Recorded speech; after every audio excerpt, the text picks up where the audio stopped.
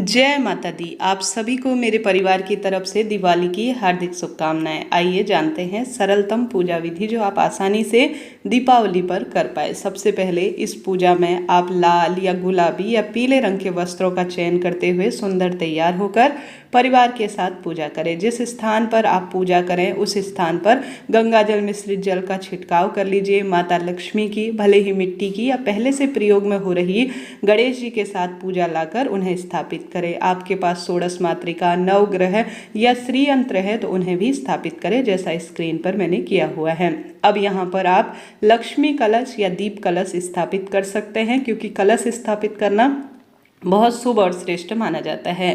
कलश में गंगा जल भर लीजिए और जल के लोटे में 1 रुपये का सिक्का, हल्दी की गांठ, अक्षत, पुष्प, कमल गट्टा और कौड़ी, यह 5 चीज़ें आप जरूर डालें। इससे धन लक्ष्मी स्थिर रूप से वास करती है और सुख सौभाग्य आता है। अब आप चाहें तो इस तरह से नारियल लेकर उसके ऊपर वस्त्र लपेटकर आप श्री कलश का, अर्थात जिसे लक्ष्मी कलश कहा जाता है, उसे भी स्थापित कर सकते हैं, जो कि बहुत शुभ और श्रेष्ठ होता है। आप इस तरह से कलश स्थापित कर सकते हैं। नहीं तो दीप कलश भी सबसे उत्तम और श्रेष्ठ माना जाता है। यह जो दीपक होता है यह थोड़ा बड़ा लीजिए, चाहे तो इसे तिल का, तेल का या घी का प्रज्वलित कर सकते हैं, परंतु यह दीपक अखंड रूप से पूरी रात जलता रहे तो सबसे सुख सौभाग्य का कारक माना जाता है।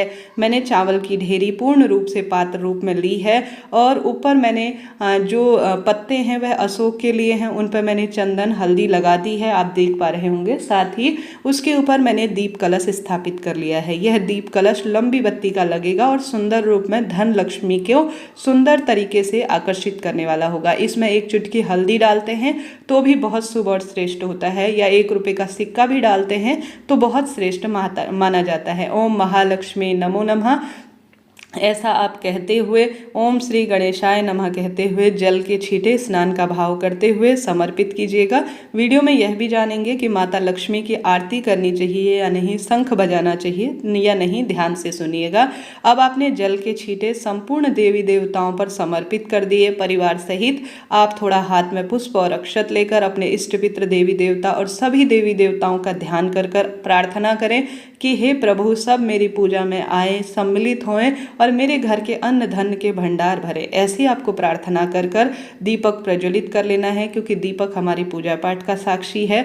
धूप प्रज्वलित कर लेना है, क्योंकि धूप से सुगंधित माहौल होता है और मन प्रसन्न होता है। अब सबसे पहले गणेश जी पर आप चंदन लगाएं और अक्षत समर्पित करें।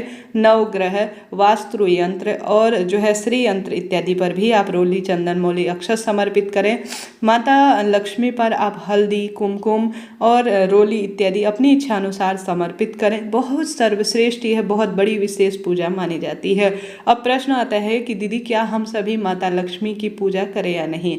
यह लोक मान्यताएं सभी ने फैला दी है। जब तक आप लक्ष्मी पूजन में आरती नहीं करते हैं तब तक कोई भी पूजा हो वह अधूरी मानी जाती है, पूर्ण नहीं है। शास्त्रों में कहीं भी ऐसा नहीं लिखा है कि लक्ष्मी माता की आरती नहीं करनी चाहिए। सब लोक मान्यताएं हैं, भ्रम फैला दिया गया है, किसी शास्त्र में नहीं लिखा है। नहीं तो माता लक्ष्मी की इतनी आरती कहाँ से बनती, किस स्वरूप में बनती। लक्ष्मी माता की बिल्कुल आरती कर सकते हैं। कोई प्रमाण ला कर दे दीजिए जिसमें आपको सुनने समझने में आया हो कि माँ लक्ष्मी की आरती नहीं। माता तो माता हैं, उन्हें आप जब आमंत्रित करेंगे वह चली जाती हैं। कई तरह की धारणाएं इंस्टाग्राम में, यूट्यूब में फैलाई है, ऐसा कहीं नहीं लिखा है।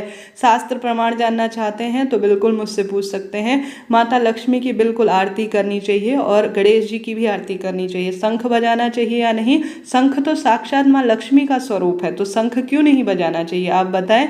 सिर्फ महिलाएं शंख नहीं बजाती हैं, माता लक्ष्मी साक्षात शंख का स्वरूप मानी जाती हैं। तो शंख घर पर लाएं, रखें, बजाएं जरूर। ऐसा कहीं नहीं लिखा है कि शंख नहीं बजाते, आरती नहीं करते, ऐसा कहीं नहीं है। जो जानकार व्यक्ति है वह इस चीज़ को पूर्ण रूप से मना करेंगे। बिल्कुल शंख बजानी चाहिए, आरती गानी चाहिए, पूजा को संपूर्ण करना चाहिए। आप स्क्रीन पर देख पा रहे होंगे मैंने वस्त्रोपी कलावा इत्र समर्पित किया माता को।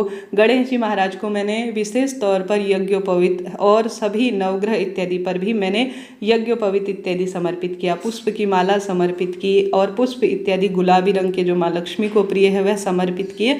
आप भी इसी तरह से गुलाब के फूल इत्यादि माता को समर्पित करें। जय माँ लक्ष्मी, जय माँ लक्ष्मी, या मोबाइल में किसी भी चीज़ में धीरे धीरे मंद ध्वनि में माता के मंत्र उच्चारित करते हुए सुंदर भाव सच्चे मन से अपनी पूजा को पूर्ण कीजिएगा। ठीक है, यह सरल सी पूजा विधि होती है, कठिन नहीं है। अब आप पूजा में आवश्यक रूप से सप्तधान्य या पंचधान्य लीजिए, जैसा कि स्क्रीन पर दिखाया गया है। जो अभी नई फसल हुई है या आपकी रसोई में जो पंचधान्य है या सप्तधान्य है, उन्हें लेकर आप माता को भोग लगाएं। बहुत सुख सौभाग्य इससे बढ़ता है और जो है माँ अन्नपूर्णा का वास घर पर होता है। तो आप या तो पंचधान्य या सप्तधान्य जरूर से भोग लगाएं। नारियल, श्रीफल जो कि माँ लक्ष्मी का एक स्वरूप होता है, उसे भी माता को समर्पित करें। साथ के साथ सुहाग सामग्री भी नई लाकर माँ को समर्पित करें। बाद में इसे स्वयं प्रयोग में लीजिए। यह चीज़ें दान नहीं की जाती, इस बात का ध्यान रखें। गोमती चक्र, कमल गट्टा, कौड़ी, यह सभी चीज़ें माता को समर्पित की जाती हैं। बाद में इन्हीं से जो है बनाया जाता है जो हमारे पास धन पोटली होती है वह। धीरे धीरे बताऊंगी कब कैसे बनानी है, क्या विधि होती है। तो चैनल से जुड़े आप सभी सब्सक्राइब जरूर करें। अब इसके बाद आप सभी जो सिक्के आपके पास है या आपने जो सोने की चांदी की शॉपिंग की है, सब आपको माता के समक्ष प्रस्तुत करना है। पंच फलों का भोग, पंच मिठाई, खीर का भोग माता को प्रिय है, अनार का भोग माता को प्रिय है, सब भोग माता को समर्पित करें। इस दिन विशेष तौर पर सिंघाड़ा और सीताफल और विशेष तौर पर अनार जो होता है, शहद होता है, इन 5 खिल बताशों का भोग लगाने से माता प्रसन्न हो जाती हैं। तो इस तरह से सरल सी पूजा करें। इसके साथ साथ आप जो धनतेरस पर झाड़ू लाए हैं उस पर भी रोली, चंदन, मोली, अक्षत लगाएं और आप सभी इस तरह से लाल कलावा इस पर बांधें और कुछ भोग प्रसाद के रूप में समर्पित करें। तो इस तरह से झाड़ू पूजन की यह प्रक्रिया है। आशा है, उम्मीद है आप समझ रहे होंगे मैं कैसे पूजा कर रही हूँ। कोई प्रश्न रह जाए आप पूछ सकते हैं, आपका अपना चैनल है।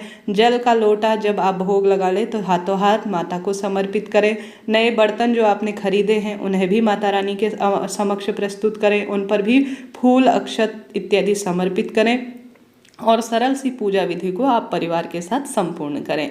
यह हमारी करीब करीब पूजा हो गई है। यहाँ पर बैठकर आप महालक्ष्मी के मंत्रों का जाप करें और साथ ही साथ महालक्ष्मी की आप कथा भी जरूर सुनें। अभी मैं पान के पत्ते की व्यवस्था नहीं कर पाई हूँ।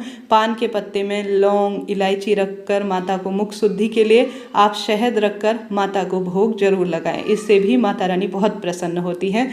अंत में भूल चूक के लिए जो है क्षमा प्रार्थी होकर सुंदर रूप में एक दीपक लीजिए, उसमें कपूर और जो है एक दूसरा दीपक लगाकर उसमें से माता रानी की अच्छी आरती करें परिवार सहित और दीप दान करें। 11, 21, 51, 108 जितना आपका मन है।